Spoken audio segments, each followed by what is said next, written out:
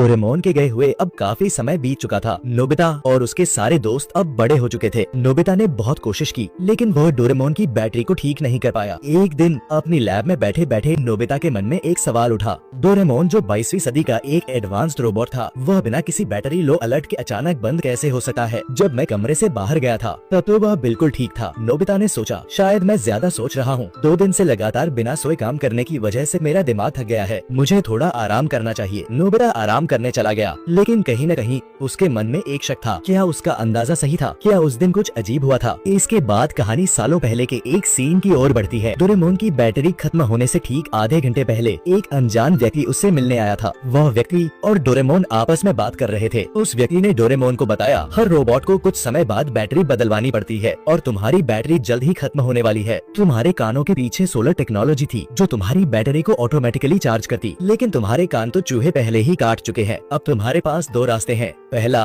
तुम मेरे साथ भविष्य में चलो और अपनी बैटरी बदलवा लो, या दूसरा, कुछ महीनों का इंतजार करो जब तक तुम्हारी बैटरी पूरी तरह खत्म न हो जाए। लेकिन डोरेमोन, क्योंकि तुम्हारे कान नहीं हैं, बैटरी बदलते ही तुम रीसेट हो जाओगे। तुम नोबिता और अपने सभी दोस्तों के साथ बिताए पल, सारी यादें भूल जाओगे। डोरेमोन की आंखों में आंसू आ गए। अब कोई रास्ता नहीं बचा था। वह जल्द ही नोबिता से अलग होने वाला था और उसे पूरी तरह भूलने वाला था। डोरेमोन ने फैसला किया कि वह अपनी बैटरी को खुद खत्म होने देगा ताकि उसे कुछ और महीने मिल सके और वह अपना आखिरी समय नोबिता के साथ खुशी से बिता सके। वह व्यक्ति मान गया और वापस जाने लगा। डोरेमोन एक कॉमिक बुक उठाकर बैठ गया। वह अंदर ही अंदर सोच रहा था कि अपने आखिरी कुछ समय में वह नोबिता से बिल्कुल नहीं लड़ेगा और बहुत प्यार से रहेगा। लेकिन तभी वह अनजान व्यक्ति पीछे से डोरेमोन पर एक हाई वोल्टेज इलेक्ट्रिक गन से हमला कर देता है। डोरेमोन को जोर का झटका लगता है और उसकी बैटरी पूरी तरह नष्ट हो जाती है। डोरेमोन बेहोश होकर गिर पड़ता है और वहीं बंद हो जाता है। वह व्यक्ति टाइम टीवी को कवर में रखकर टाइम मशीन में बैठकर भाग जाता है और डोरेमोन की टाइम मशीन भी चुरा ले जाता है। कुछ देर बाद नोबिता घर लौटता है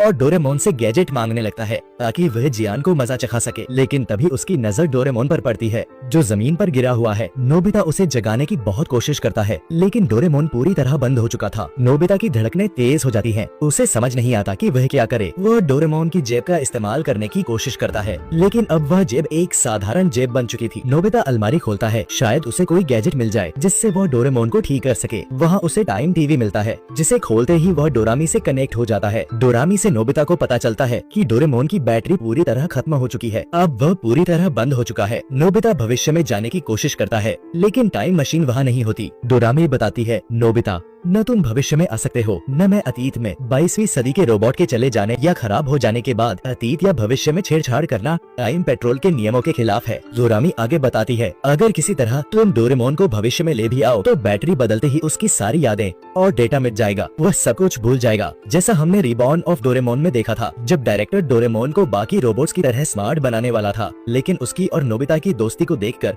उसने ऐसा नहीं किया। यह सुनकर नोबिता टूट जाता है। वह अपने घुटनों पर गिर पड़ता है और रोने लगता है क्योंकि वह नहीं चाहता कि डोरेमोन उसे भूल जाए। डोरामी कहती है, अब हमारे पास सिर्फ 2 रास्ते हैं। पहला, अगर टाइम पेट्रोल इजाजत दे तो हम डोरेमोन को भविष्य में ले जाकर उसकी बैटरी बदल सकते हैं लेकिन इससे वह रीसेट हो जाएगा। या दूसरा, हम भविष्य की तकनीक का इंतजार करें जिससे डोरेमोन बिना रीसेट हुए ठीक हो जाए और हमें हमारा पुराना डोरेमोन वापस मिल जाए। इसके बाद डोरामी डिस्कनेक्ट हो जाती है। समय बीता है और रात हो जाती है। नोबिता खाना खाने नहीं जाता। वह अपने कमरे के एक कोने में बैठकर रो रहा होता है। डोरेमोन सामने पड़ा हुआ था। नोबिता उसे बहुत मिस कर रहा था। अलमारी में डोरेमोन का बिस्तर, डोरा केक, सब कुछ उसे डोरेमोन की याद दिला रहा था और उसके दिल में एक गहरा खालीपन महसूस हो रहा था। कुछ देर बाद नोबिता की माँ उसे देखने आती है। वह देखती है कि नोबिता डोरेमोन के ऊपर सिर रखकर रो रहा है। वह समझ जाती है और नोबिता को हिम्मत देती है। लेकिन नोबिता डोरेमोन को इतना मिस करने लगा था कि वह उसे सपनों में भी देखता था। सुबह उठकर वह बस यही सोचता कि काश डोरेमोन का जाना सिर्फ एक सपना होता, लेकिन ऐसा नहीं था। इस बार डोरेमोन सचमुच चला गया था। नोबिता का स्कूल जाने का भी मन नहीं करता था। बाद में नोबिता की माँ यह सब नोबिता के पापा को बताती है। पापा को यह सुनकर बहुत बुरा लगता है।